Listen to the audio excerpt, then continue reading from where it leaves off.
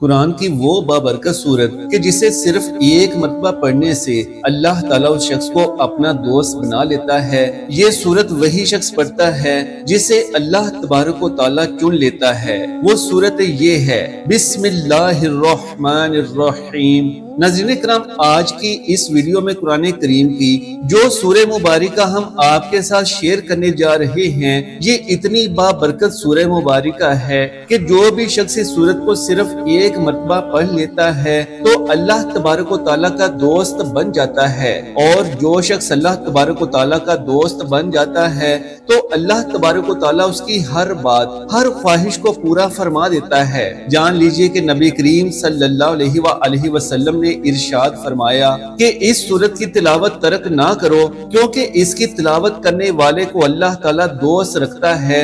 جو شخص ہمیشہ اس کی تلاوت کرتا ہے تو اللہ تبارک و تعالیٰ قیامت کے دن اس کا نامہ اعمال اس کے دائیں ہاتھ میں دے گا، اور وہ بغیر حساب کے جنت میں داخل ہوگا، اور آخرت میں اس کو اتنا اجر ملے گا کہ وہ شخص راضی ہو جائے گا۔ ناظرین کرام، حضرت ابو ہریرہ رضی اللہ تعالیٰ عنہ بیان کرتے ہیں کہ نبی کریم صلی اللہ علیہ وآلہ وسلم نے ارشاد فرمایا کہ آسمانوں اور زمینوں کو پیدا کرنے سے 1000 سال پہلے اللہ تعالیٰ نے ان سورتوں کی تلاوت کی، اور جب فرشتوں نے تلاوت سنی تو کہنے لگے کہ خوشحالی ہے اس امت کے لیے جس پر یہ قرآن اتارا جائے گا، اور خوشحالی ہے ان دلوں کے لیے جو اس کو اٹھائیں گے یعنی یاد کریں گے، اور خوشحالی ہے ان زبانوں کے لیے جو اس کی تلاوت کریں گے۔ سبحان اللہ! جان لیجئے کہ ایک حدیث مبارکہ میں ہے کہ جو شخص اس سورت کو صرف اللہ تبارک و تعالیٰ کی رضا کے واسطے پڑھے گا تو اس کے پہلے سارے گناہ معاف ہو جائیں گے۔ بس اس سورت کو اپنے مردوں پر پڑھا کرو۔ ناظرین کرام، حضرت عائشہ رضی اللہ تعالی عنہا سے روایت ہے کہ آپ رضی اللہ تعالی عنہا فرماتی ہیں کہ میں نے نبی صلی اللہ علیہ وآلہ وسلم کو پورا ہنستے نہ دیکھا، حتیٰ کہ آپ کے انتہائی تالوں کو دیکھ لیتی۔ آپ مسکرا دیا کرتے تھے۔ بحوالہ بخاری شریف و مرات المناجی، حضور صلی اللہ علیہ وآلہ وسلم ہنستے کبھی نہ تھے لیکن مسکراتے بہت تھے۔ حضرت جریر رضی اللہ تعالیٰ عنہ فرماتی ہیں کہ جب سے مسلمان ہوا مجھ سے نبی صلی اللہ علیہ وآلہ وسلم نے پردہ نہ کیا اور مجھے نہ دیکھا مگر تبسم فرمایا، یعنی جس موقع پر اجازت لے کر حاضر ہونا ہوتا مجھے بغیر اجازت حاصل کیے حاضری کی اجازت دی، اور آپ مجھے دیکھا کرتے تو تبسم فرماتے۔ آپ صلی اللہ علیہ وآلہ وسلم کا یہ دیکھنا اظہار خوشی یا اظہار کرم کے لیے ہوتا تھا۔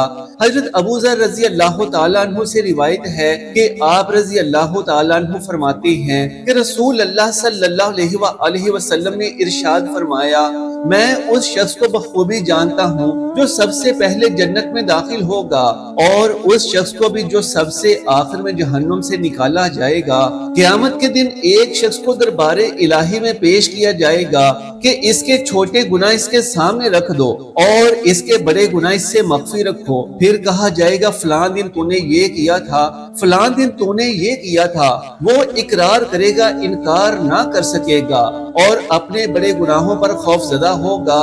بس کہا جائے گا اسے ہر گناہ کے بدلے میں ایک نیکی دی جائے، تو وہ بول اٹھے گا میرے تو اور بھی بہت گناہ ہیں جو میں نے یہاں نہیں دیکھے۔ جناب ابو ذر رضی اللہ تعالیٰ عنہ فرماتے ہیں، بس قسم ہے میں نے حضور صلی اللہ علیہ وآلہ وسلم کو دیکھا کہ آپ ہنسے یہاں تک کہ اگلے دانت نظر آئے۔ حضور صلی اللہ علیہ وآلہ وسلم کا ہنسنا، آپ کا مسکرانا تعجب کی وجہ سے تھا۔ جب اس شخص نے صغائر کو نیکیوں میں تبدیل ہوتے دیکھا تو اس کے اندر نیکیوں کی حرص و طمع پیدا ہوئی تو بول اٹھا، میرے بڑے گناہوں کی وجہ سے بھی مجھے نیکیاں دی جائیں۔ سبحان اللہ! ناظرین کرام، مسلم شریف کی حدیث ہے، حضرت عمر ابن اخطب انصاری رضی اللہ تعالیٰ عنہ کہتے ہیں کہ ایک دن حضور صلی اللہ علیہ وآلہ وسلم ہم لوگوں کو نماز فجر پڑھا کر منبر پر تشریف لے گئے، اور ہم لوگوں کو خطبہ سناتے رہے یہاں تک کہ نماز ظہر کا وقت آ گیا۔ گیا۔ پھر آپ نے ممبر سے اتر کر نماز ظہر ادا فرمائی، پھر خطبہ دینے میں مشغول ہو کے یہاں تک کہ نماز عصر کا وقت ہو گیا۔ اس وقت آپ نے ممبر سے اتر کر نماز عصر پڑھائی، پھر ممبر پر چڑھ کر خطبہ پڑھنے لگے یہاں تک کہ سورج غروب ہو گیا۔ تو اس دن بھر کے خطبے میں حضور صلی اللہ علیہ وآلہ وسلم نے ہم لوگوں کو تمام ان واقعات کی خبر دے دی جو قیامت تک ہونے والے تھے۔ تو جس شخص نے جس قدر زیادہ اس خطبہ کو یاد رکھا وہ ہم صحابہ میں سب سے زیادہ علم والا ہے۔ حضرت سیدہ ام درداء رضی اللہ تعالی عنہ فرماتی ہیں کہ سیدنا ابو درداء رضی اللہ تعالی عنہ جب بھی بات فرماتے تو مسکراتے۔ میں نے عرض کیا کہ آپ اپنی اس عادت کو ترک فرما دیجئے ورنہ آپ کو لوگ احمق کہنے لگیں گے۔ حضرت ابو درداء رضی اللہ تعالی عنہ فرمانے لگے کہ میں نے جب بھی نبی کریم صلی اللہ علیہ وآلہ وسلم کو بات کرتے ہوئے سنا آپ مسکراتے تھے، لہذا اس سنت پر عمل کو ترک نہیں کر سکتا۔ اسی طرح حضرت انس ابن مالک رضی اللہ تعالیٰ عنہ سے مروی ہے کہ ایک درزی نے حضور اکرم صلی اللہ علیہ وآلہ وسلم کی دعوت کی، میں بھی آپ صلی اللہ علیہ وآلہ وسلم کے ساتھ موجود تھا۔ اس نے روٹی اور شوربہ پیش کیا جس میں خشک گوشت کی بوٹیاں اور کدو کے ٹکڑے تھے۔ میں نے دیکھا کہ حضور اکرم صلی اللہ علیہ وآلہ وسلم کدو شریف تلاش کر کے تناول فرما رہے تھے۔ اس کے بعد میں بھی کدو شریف کو پسند کرتا ہوں۔ ناظرین کرام، امیر المومنین حضرت ابو بکر صدیق رضی اللہ تعالی عنہ نے اپنی وفات سے چند گھنٹے قبل ام المومنین حضرت عائشہ رضی اللہ تعالی عنہ سے پوچھا کہ نبی کریم صلی اللہ علیہ وآلہ وسلم کے کفن کے کتنے کپڑے تھے اور آپ کی وفات کس دن ہوئی؟ اس سوال کی وجہ یہ تھی کہ حضرت ابو بکر صدیق رضی اللہ تعالی عنہ کی یہ آخری تمنا تھی کہ ان کی زندگی کے ساتھ ساتھ ان کے آخری تمام معاملات بھی حضور صلی اللہ علیہ وآلہ وسلم کی مبارک سنتوں کے مطابق ادا کیے جائیں۔ آپ رضی اللہ تعالیٰ عنہ کی خواہش تھی کہ مرنے کے بعد مجھے بھی آپ صلی اللہ علیہ وآلہ وسلم کی پیروی نصیب ہو جائے۔ ناظرین کرام، جنگ موتا سے واپسی کا منظر تھا۔ حضرت اسماء بنت امیس رضی اللہ تعالیٰ عنہ مجاہدین کی واپسی کی خبریں سن رہی تھیں۔ اپنے پیارے شوہر حضرت جعفر رضی اللہ تعالیٰ عنہ کی راہ میں آنکھیں بچھائے بیٹھی تھی۔ بچوں کو بھی تیار کر دیا ہوا ہے، آہٹ سے آواز سنائی دیتی ہے، لیکن یہ جعفر رضی اللہ تعالیٰ عنہ نہیں بلکہ حضور صلی اللہ علیہ وآلہ وسلم کی ذات مبارک ہے۔ اسماء رضی اللہ تعالیٰ عنہ انداز سے ہی سمجھ جاتی ہیں کہ ان کی زندگی کے ہم سفر ہجرت کے ساتھ کی اور پیارے شوہر جعفر رضی اللہ تعالیٰ عنہ ان میں نہیں ہیں بلکہ وہ شہید ہو چکے ہیں۔ یہی معاملہ ہمارے معاشرے میں ہوتا تو حضرت اسماء رضی اللہ تعالیٰ عنہ کو پوری زندگی بچوں کے ساتھ تنہا حالات کا مقابلہ کرنے کے لیے چھوڑ دیا جاتا، لیکن وہ نبی کریم صلی اللہ علیہ وآلہ وسلم اور ان کے تربیت یافتہ صحابہ کرام رضی اللہ تعالیٰ عنہ کا وسیع القلبی والا دور تھا، تو ایک مسلمان بیوہ کو کیسے حالات و جذبات کے تھپیڑے کھانے کے لیے اکیلا چھوڑ دیا جاتا؟ حضرت ابو بکر صدیق رضی اللہ تعالیٰ عنہ نے انہیں اپنی زوجیت میں لے لیا اور بچوں کو باپ جیسی گھنی شفقت اور محبت میسر آ گئی۔ اللہ نے ایک فرزند بھی عطا فرمایا۔ پھر کچھ عرصے کے بعد حضرت ابو بکر صدیق رضی اللہ تعالیٰ عنہ کا وصال ہو گیا۔ حضرت اسماء رضی اللہ تعالیٰ عنہ نے غسل دلایا۔ 2 دفعہ بیوہ ہونے کو ہمارے تنگ نظر معاشرے کے لیے تو انہونی بات ہے، وہ غیرت مند رجلان ان باتوں سے ناواقف تھے۔ مسلمان عورت کو فوراً معاشرتی دھارے کی زندگی میں ہم آہنگ کر لیا جاتا تھا تاکہ اسے تنے تنہا نفسیاتی اور جذباتی جنگ نہ لڑنی پڑے۔ اس دفعہ آگے بڑھنے والے غیرت کے پیکر کوئی اور نہیں حضرت علی رضی اللہ تعالیٰ عنہ تھے۔ آپ حضرت جعفر رضی اللہ تعالیٰ عنہ کے چھوٹے بھائی بھی تھے، لیکن صرف بھتیجوں کی کفالت ہی نہیں کی بلکہ فرزند ابو بکر کو بھی اسی محبت سے پالا۔ یہ کیسا معاشرہ تھا جو ایسی عورت کے حقوق کا محافظ تھا کہ رشک آتا ہے۔ ایک اور پاک با صحابیہ حضرت عاتقہ رضی اللہ تعالیٰ عنہ کی مثال پر غور کریں۔ پہلا نکاح حضرت عبداللہ ابن ابو بکر سے ہوا۔ آپ رضی اللہ تعالیٰ عنہ بہت خوبصورت تھی اور اس جوڑے کی عرب میں بہت مثال بن گئی۔ حضرت عبداللہ ابن ابو بکر رضی اللہ تعالیٰ عنہ نے ایک دن محبت میں اس سے عہد لیا کہ اگر میں تمہاری زندگی میں وفات پا گیا تو دوسرا نکاح نہیں کرو گی۔ پھر حضرت عبداللہ ابن ابو بکر رضی اللہ تعالیٰ عنہ کچھ عرصے کے بعد شہید ہو گئے، لیکن اس معاشرے میں بیوہ خاتون کو تنہا چھوڑنے کی مثال محی العقل تھی، اس لیے وہ بڑوں کے سمجھانے پر نکاح ثانی کے لیے راضی ہو گئیں۔ حضرت عمر رضی اللہ تعالیٰ عنہ جو آپ کے چچا زاد بھائی بھی تھے، انہوں نے حضرت عاتقہ رضی اللہ تعالیٰ عنہ کو اپنے نکاح میں لے لیا۔ کچھ عرصے کے بعد حضرت عمر رضی اللہ تعالیٰ عنہ بھی شہید ہو گئے۔ عدت پوری ہونے کے بعد عشرہ مبشرہ صحابی حضرت زبیر رضی اللہ تعالیٰ عنہ نے نکاح کا پیغام بھیجا اور حضرت عاتقہ رضی اللہ تعالیٰ عنہا ان کے نکاح میں آ گئیں۔ کچھ عرصے کے بعد حضرت زبیر رضی اللہ تعالیٰ عنہ نے بھی جامع شہادت نوش کیا۔ آپ رضی اللہ تعالیٰ عنہ کے بارے میں عرب میں مشہور ہو گیا تھا کہ جسے شہادت کی تمنا ہو وہ آپ رضی اللہ تعالیٰ عنہ سے نکاح کر لے۔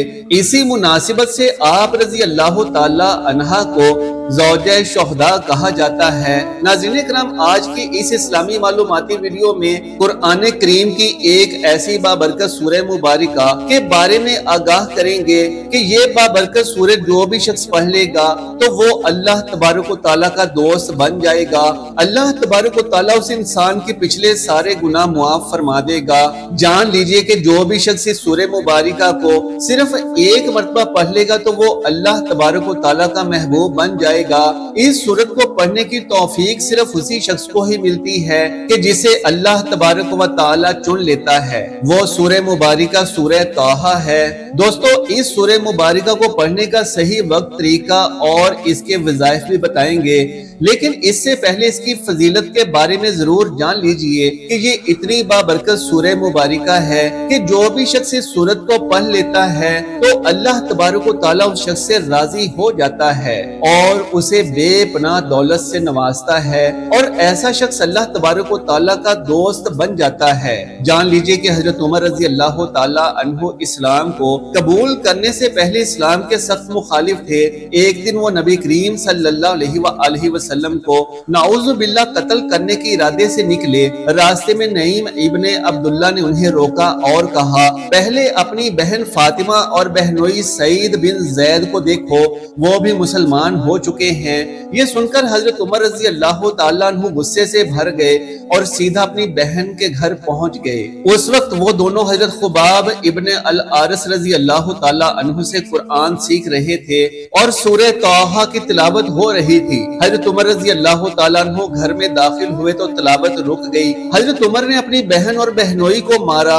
اس پر ان کی بہن کے چہرے سے خون بہنے لگا، لیکن انہوں نے بڑے حوصلے سے کہا، اے عمر، تو جو چاہے کر، ہم مسلمان ہو چکے ہیں اور محمد صلی اللہ علیہ وسلم پر ایمان لا چکے ہیں۔ یہ سن کر حضرت عمر رضی اللہ تعالیٰ عنہ کا دل نرم پڑ گیا اور انہوں نے کہا، اچھا وہ کلام مجھے بھی سناؤ جو تم پڑھ رہے تھے۔ انہوں نے کہا کہ آپ ناپاک ہیں، پہلے غسل کریں پھر ہم آپ کو سنائیں گے۔ حضرت عمر رضی اللہ تعالیٰ عنہ نے غسل کیا اور پھر ان کے سامنے سورہ طٰہٰ کی ابتدائی آیات کی تلاوت کی گئی۔ جب حضرت عمر رضی اللہ تعالیٰ عنہ نے قرآن کی یہ تلاوت سنی تو وہ لرز گئے اور کہا، یہ کلام انسان کا نہیں ہو سکتا۔ بس پھر انہوں نے نبی کریم صلی اللہ علیہ وسلم کے پاس جا کر اسلام قبول کر لیا۔ یعنی معلوم یہ ہوتا ہے کہ قرآن کریم کی یہ سورہ مبارکہ بہت ہی بابرکت اور فضیلت والی سورت ہے۔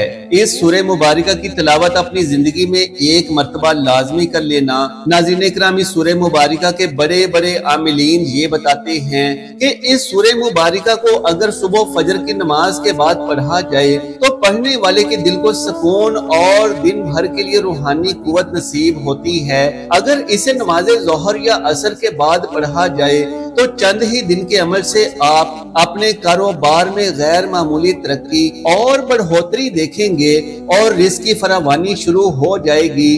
اگر اس سورہ مبارکہ کو عشاء کی نماز کے بعد یا رات کو سونے سے پہلے پڑھیں گے تو آپ کے دل و دماغ کو سکون حاصل ہوگا اور محبت کے جذبات آپ کی شخصیت میں نمایاں ہوں گے۔ اس سورہ مبارکہ کو پڑھنے کا مکمل طریقہ بھی جان لیجئے کہ سب سے پہلے باوضو حالت میں ایک بار درود ابراہیمی پڑھیں گے جو ہم ہر نماز میں تشہد کی حالت میں پڑھتے ہیں۔ اس کے بعد ایک بار سورہ طٰہٰ کی تلاوت کریں گے۔ یاد رکھیں کہ تلاوت سے پہلے اعوذ باللہ اور بسم اللہ شریف ضرور پڑھیں گے۔ تلاوت کرنے کے بعد 21 مرتبہ قرآن پاک کی یہ آیت پڑھیں وَأَلْقَيْتُ عَلَيْكَ مَحَبَّةً مِّنِّي۔ ترجمہ اس طرح ہے اور میں نے اپنی طرف سے تجھ پر محبت ڈال دی۔ ناظرین 21 مرتبہ اس آیت کو پڑھنے کے بعد ایک بار پھر سے درود ابراہیمی پڑھ کر اللہ کے سامنے دعا کے لیے دونوں ہاتھ بلند کر لیں۔ اللہ تبارک و تعالیٰ کی رضا حاصل ہونے کے ساتھ ساتھ اللہ تبارک و تعالیٰ کی بے تحاشا رحمتیں اور نعمتیں بھی حاصل ہو جائیں گی۔ آپ اللہ تبارک و تعالیٰ کے پسندیدہ بندوں میں شمار ہو جائیں گے۔ اور سوچئے کہ جو شخص اللہ تبارک و تعالیٰ کا